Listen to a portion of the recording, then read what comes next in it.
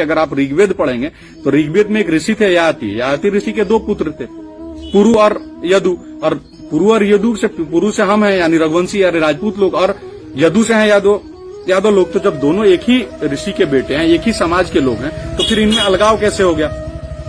और उसको ये भी नहीं पता है कि श्री कृष्ण से, जो दुनिया के सबसे बड़े टीचर हैं, महाभारत को किसने लीड किया था? श्री कृष्ण ने।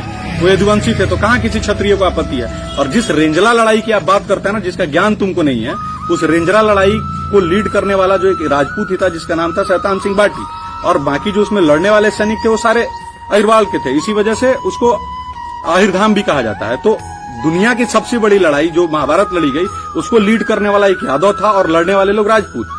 और इस कलयुग की सबसे बड़ी लड़ाई जो जिसकी वीरता की कस्में खाई जाती है, जिसकी वीरता का एग्जाम्पल दिया जाता है, उस रेंजला की लड़ाई को एक राजपूत ने लीड किया था और लड़ने वाले सैनिक जो थे यादव थे। तो हम तो हमेशा से मिलकर लड़ने वाले लोग हैं और हमेशा से समाज को क्षति से बचाने वाले लोग रहे हैं, तभी तो हम दोनों क्षत्रियों की श्रेणी में आते हैं।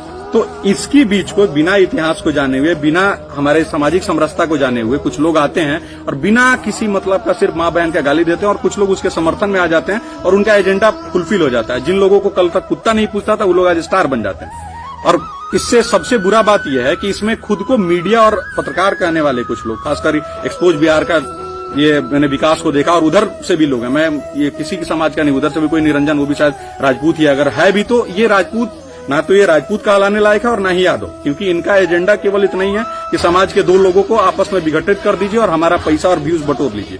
तो मैं तमाम लोगों से इस वीडियो के माध्यम से ये कहूंगा कि हमारा इतिहास एक है, हमारी सामाजिक समरसता एक है और हम सभी लोग एक हैं। तो इन चूतियों के चक्कर में आपसी लड़ाई से बचिए और कोशिश करिए कि इनका विरोध करिए, क्योंकि अगर इनको समर्थन करिएगा तो इस तरह के कुकुरमुर्ते और उगेंगे और समाज में आपसी जो है द्वेष बढ़ेगा और लड़ाई बढ़ता ही रहेगा। तो अभी भी वक्त है, संभलिए और इन चूतियों से कम बचिए। और खासकर इन चूतियों जो भी लोग हैं, इनसे मैं इतना ही कहूंगा कि अगर आपको समाज में कुछ बेहतर करना है तो कुछ बेहतर बनाइए, ना कि आप आके और हमारे धर्म के लोगों को और हमारी जाति के लोगों को गाली सुनाइए। बहुत बहुत धन्यवाद।